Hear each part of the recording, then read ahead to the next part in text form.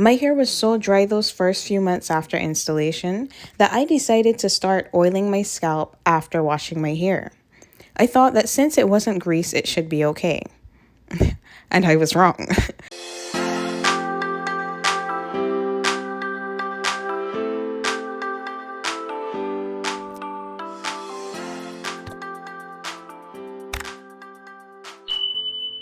Hi everyone!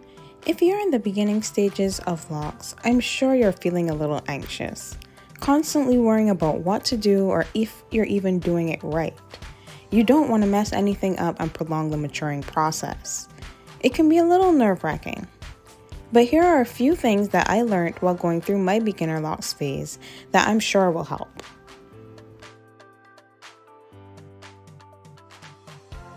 Before we get into this video though, I suggest you pause here and check out my post, Do's and Don'ts for Locks, for my general lock rules. Then watch this video for advice specific to beginner locks. Moisturizing. It is critical that during the beginner stage, you avoid greasing or oiling your scalp.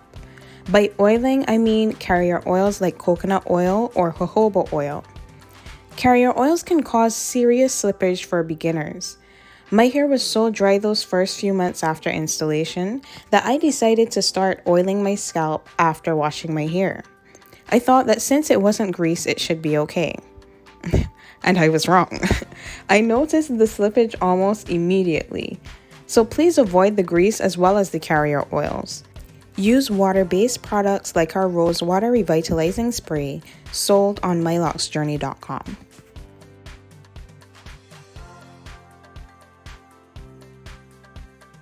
Cleansing. Another thing I learned is to refrain from washing your hair so often. The most important thing is for your locks to mature, right? Washing your hair every few days is not going to help in achieving that. The locks need time to settle.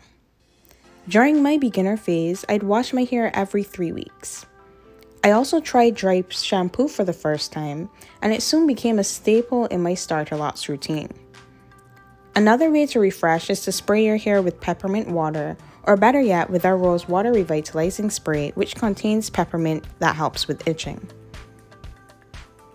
When you do wash your locks, be careful of the kind of shampoo you use, and be sure to dilute it. Up to now, I still dilute any shampoo I use. And by no means should you use conditioner.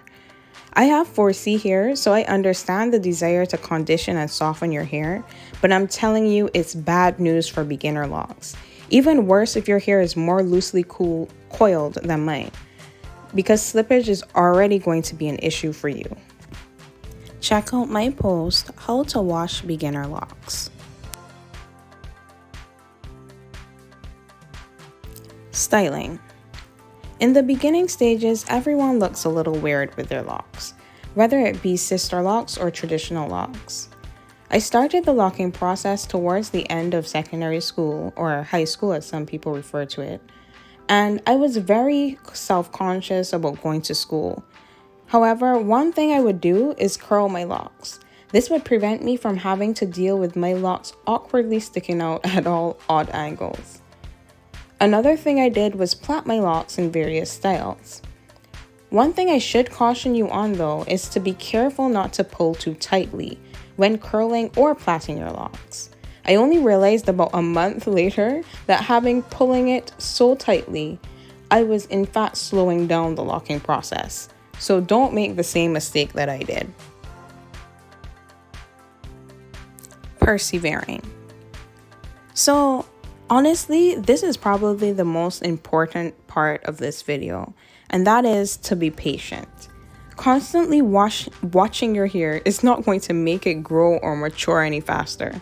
I used to examine my locks in the mirror every morning and night, and all this did was stress me out. Once I stopped doing that, the time flew by. Not to mention, stress really isn't conducive to hair growth. For more tips, head over to mylocksjourney.com. See the link in the description. And before you do, don't forget to like and subscribe. Till next time.